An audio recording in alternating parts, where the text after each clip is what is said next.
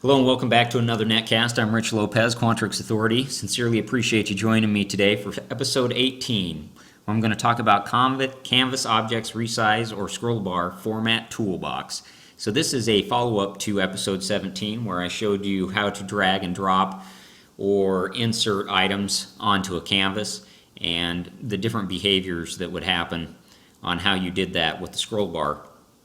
And I received a comment from James, product manager at Quantrix, and I sincerely appreciate the tip, James, on whether or not I was aware of how in the Format Toolbox there were options to use scroll bars.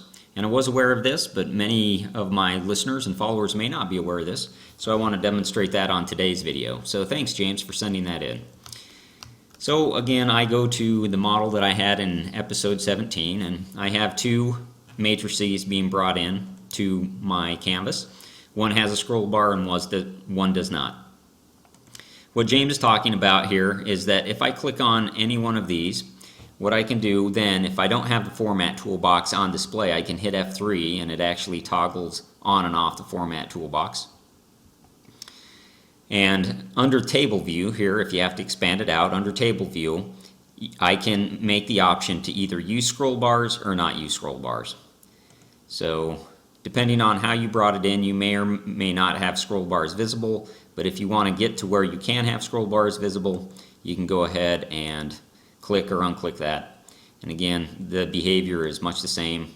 It's the same matrix going on, just two different views of it. And as I add to it, you'll see that I'm going to expand here, but my scroll bar on this other one gets smaller as I add more and more items to it. And if I wanted to go ahead and just get rid of the scroll bars on it, then again it would resize itself to be about the same size as the one above it that has no scroll bar as well.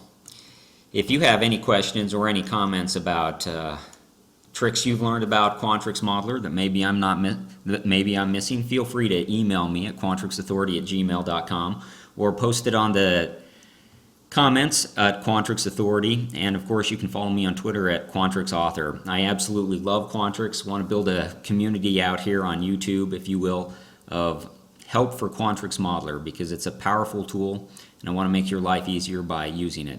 So again, if you have a question, please email me at Quantrix Authority. And until then, enjoy Quantrix Modeler.